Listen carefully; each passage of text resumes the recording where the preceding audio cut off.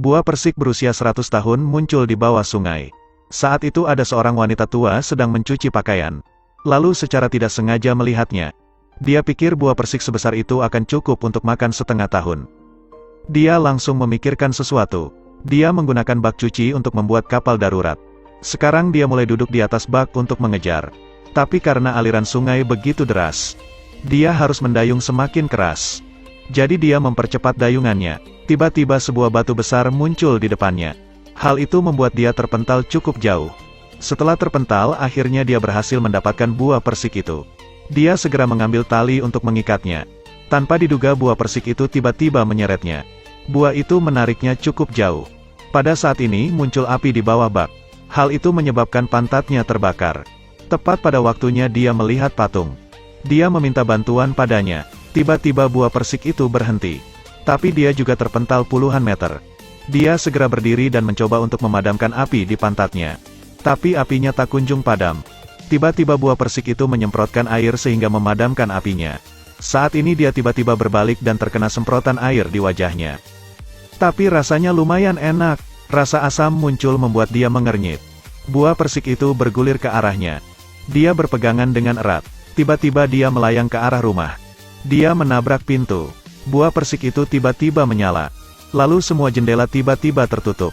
Saat ini lilin di rumah tiba-tiba menyala. Semua barang di dalam mulai bergerak seolah-olah menjadi hidup.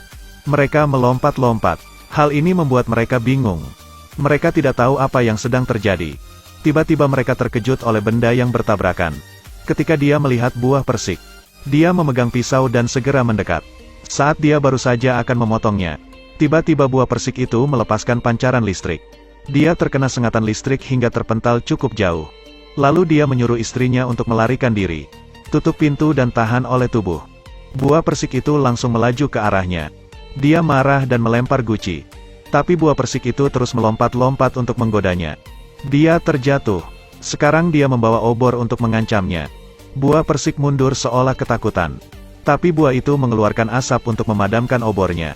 Mereka ketakutan sampai-sampai melompat ke atas. Dia diam di atas. Ini menyebabkan buah persik itu terbang ke arahnya. Buah itu menghentakkan batang untuk membuatnya terjatuh. Punggungnya hampir patah. Beruntung ada peri kecil yang menyelamatkannya. Buah persik itu terbelah menjadi dua. Sekarang asap putih muncul. Yang lebih mengejutkannya lagi ada seorang anak di dalamnya. Dia melihat buah persik itu pecah. Dia berlari untuk memeluk anak itu. Anak ini sangat menggemaskan. Tiba-tiba buah persik perlahan menutup dan menghilang. Mereka berpikir anak ini adalah anugerah yang dititipkan.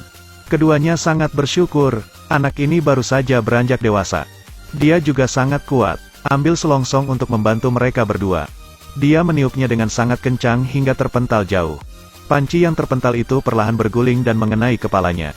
Saat ini dia membelah kayu dengan tangannya. Dia melihat sumur kering di sana. Dia langsung melompat ke bawah dan menyapu tanah dengan tangannya. Setelah beberapa saat air di dalam sumur mulai muncul. Mereka berpelukan dengan bahagia. Karena mulai sekarang mereka tidak perlu lagi mengambil air dari sungai. Suatu hari dia dibawa ke gunung untuk memotong kayu bakar.